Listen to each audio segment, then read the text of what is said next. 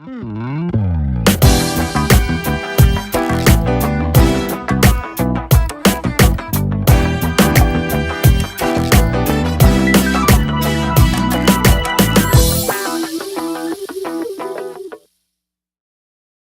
welcome to my first video. My name is Ralph Sabansky. I'm a photography enthusiast from Toronto. I don't do this for a living, but I do like to shoot, and I've been doing it for a long time now.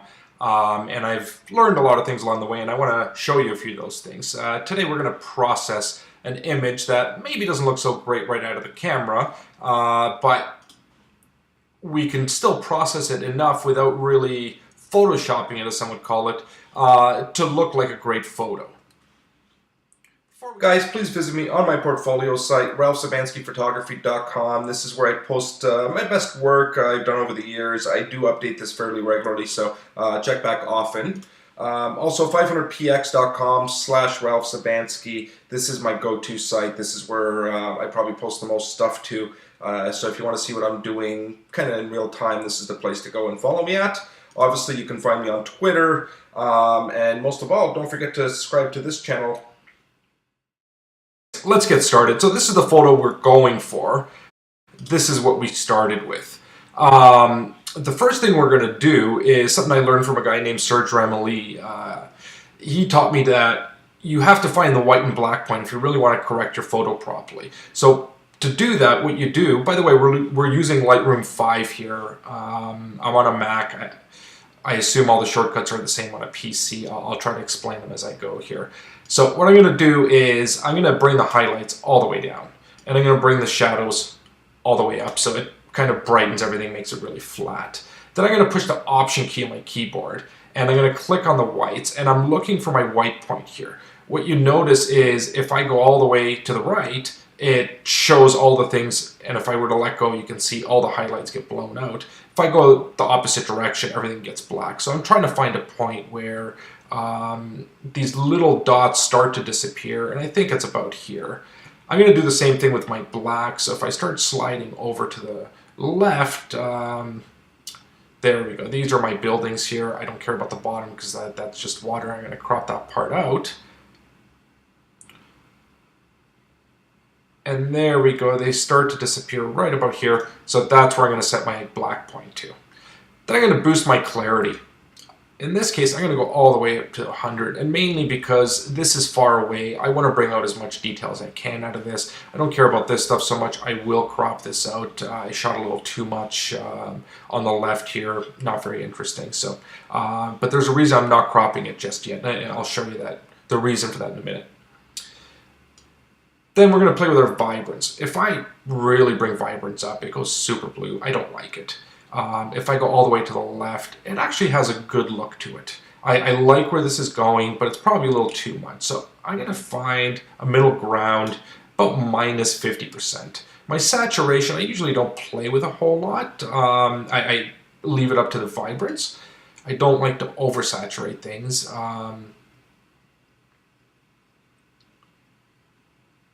There we go. I'm going to go a little minus saturation as well in this case. And I can play with my highlights and my lowlights or my shadows here.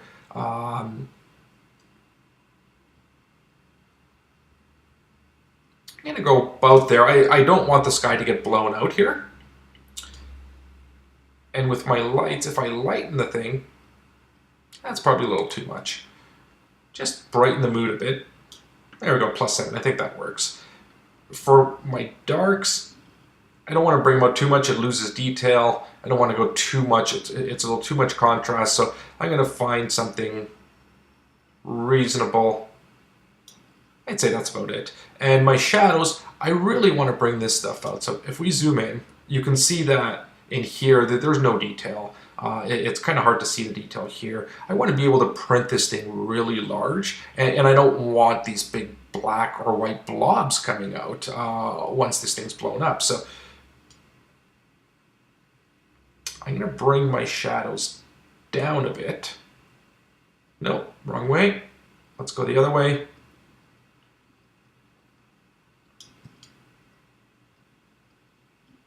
I think that's about right. So this is what we have now. And if we click this on and off, pretty much for all your settings, you can just turn off that particular setting, in this case tone curve. That's what we had before and after. I like the detail in here. There we go. So already we're starting to look much better than we started with. So if I go to before, you notice that the image was just blah. Now it's starting to look like something. So let's move on. Let's start with our color adjustments. There's really not a whole lot of color. Obviously, it's mainly blue here. There is some greens and reds, the brown and reddish building here. Let's see if I can turn those down just a bit, because I really like this blue look. So just ever so slightly minus, a little minus on the orange, and I'm going to bring the blue up just a little bit, right about there. Then if we get into our saturation, remember I said I don't really do a lot of saturation up here, but in here I can play with the individual colors as opposed to just saturating the whole image. So again, I'm going to take down my red and orange a bit, and I'm going to bring my blue up just a touch. Well, maybe a little more than a touch. About there. Okay, and I'm going to move on. Let's sharpen this thing.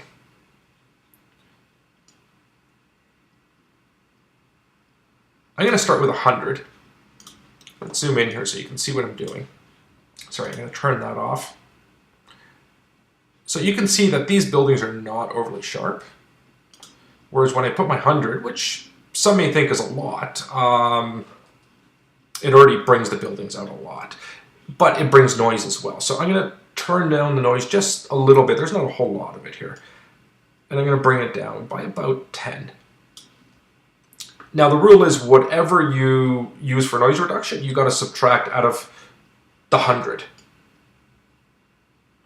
So in this case, it's going to be 90. And the last thing we want to do, let me just zoom out, is I want to mask some of this stuff. So I don't want to sharpen the whole image. I just want to sharpen the darker things. So I'm going to hit my Option key, and I'm going to click here, and I'm going to start sharpening. And you notice that when you're here, it's sharpening the sky and the water. I really don't care to sharpen either of those things, and it's sharpening everything in the buildings. Whereas if I start turning it down a little bit, the sky goes black, meaning it's not going to get sharpened, so does the water, and the buildings, just the details of the buildings start getting sharpened. So I think that's, yeah, right about there. Maybe a little too much. Let's turn it down. There we go. And that's it for sharpening. I really don't do much else there. Pretty easy. I get into lens correction. Now remember I said I wasn't going to crop this thing from the beginning. Had I cropped it, once I do this, it's going to uncrop it anyway. So I do this first, enable profile corrections, and that just fixes the imperfections in your lens. And I'm going to remove chromatic aberrations. There's usually none as far as I know, but I do it just in case. And then I'm going to hit auto on this thing. And what auto does is it's going to straighten everything for me. It's going to straighten the buildings, the perspective of them. It'll straighten the line as much as it detects it thinks is the right line. So that's already much better. And from here, I can actually crop it. So I'm going to use the rule of thirds. I'm going to get the CN Tower right on one of the lines. The cluster of downtown buildings are kind of on the other third. And I'm going to bring this up to give it more of a panoramic look. And there's my third and my third on the CN Tower. Everything intersects nicely. We haven't broken any rules here. The last thing I want to do before I hit enter is this angle tool, which I'm going to click on. And what I'm going to do is I'm going to click here, drag. And I'm just going to find the true balance. Right about there, I'm going to hit enter. And there we go. If we start again what we had and what we have, already we're getting somewhere. So we can close that. Now, camera calibration. I like to start with landscapes, mainly because that's what I shoot. And I know it's a cityscape, but I kind of consider that a landscape too. In this case, it looks terrible. My next go-to is the portrait, which works sometimes. A little better. This is my third one. Camera standard. I think that's about right there. Okay, so we can close that. We've done all these. Now, we can get into the white balance. I think a lot of people make a mistake, and because these things are up top, they try to fix the white balance right off the beginning. I don't think it's a great idea because I end up adjusting later again, so I just kind of leave it till the near end. If I go all the way to the left, obviously this is going to get really cold. It's going to, there it goes, look pretty terrible. If I go all the way to the right, it's going to make it really warm. And in this case, actually doesn't look terrible, but I probably don't want it this warm. So I'm going to go somewhere in the middle there. See what that looks like. I think that's the right balance there. With my tints, if I go really left, they're going to turn green on me, which is going to... it doesn't look terrible, but I don't like the look. If I go really magenta on the right, again, not the look I'm going for. So let's go back to where we started from. I'm going to boost it just by a couple. I think that's about right over there. Okay. Now, I think we've done most of our adjustments, so if we take a look, there's a big difference here. Maybe our exposure.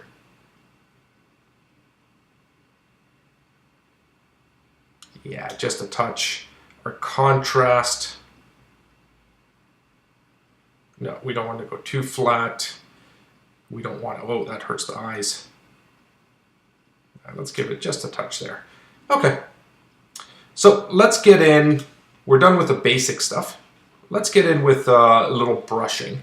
Doesn't take long. I see some spots here. I was shooting right by the water. There was probably some splashing happening, and I'm assuming these are just wet spots that landed on, or drops on the lens. So I'm just going to get rid of those things. I'm going to take this tool right here. This is my clone tool, and I'm just going to click over these spots. And it's going to find an area that's a similar color and just correct itself, basically. So I'm going to go ahead and just click a few of these that I can see here.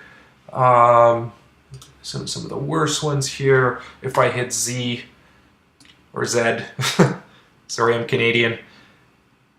Just going to zoom in a little bit, see if there's any others.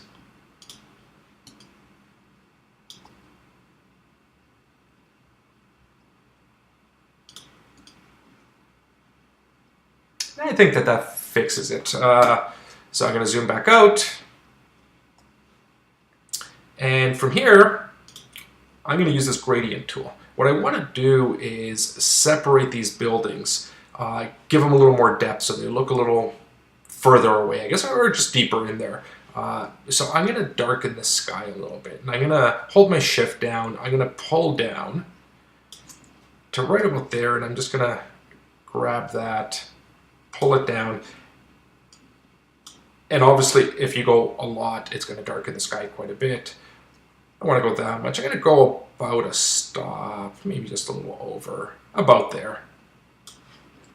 And then I'm going to do the same thing on the bottom, holding the shift. I'm going to hit about the land line there. And maybe this bottom doesn't need as much, so I'm going to turn it down just a little bit. There we go. And again, if we turn it on and off, we can see we just created a lot more depth in there. So there we go. I think this image is pretty much done. So if we go back to what we started with, that looks pretty terrible. Whereas with a few minutes of corrections, and by the way, if you actually set a preset for yourself, which I've done here, just general adjustments. Basically everything I did there, I just created a preset by hitting plus. I called it whatever. I took all the things I wanted. Maybe you don't want to take the crop here. And I hit create. I have that. So for the future, I literally just click that, and then I go in there and I do a few very quick adjustments for the white point, the black point, and I can come up with this color correction within under a minute. So this is the image I originally showed you guys. It has a little more contrast, I say, to it. The color is slightly different. I can adjust that if I really wanted to.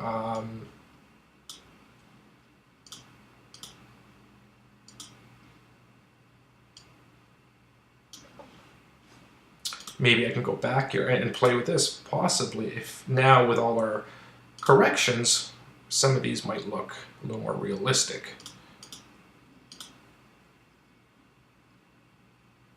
There's our portrait. I think I like that. So anyways, guys, that's what we have. Thank you for watching. I do plan on uploading a lot more videos, so please subscribe. This is the first of many to come. I do plan on showing some shooting techniques, some more processing techniques, and so forth. Again, thank you for watching. Subscribe. I'll see you guys soon.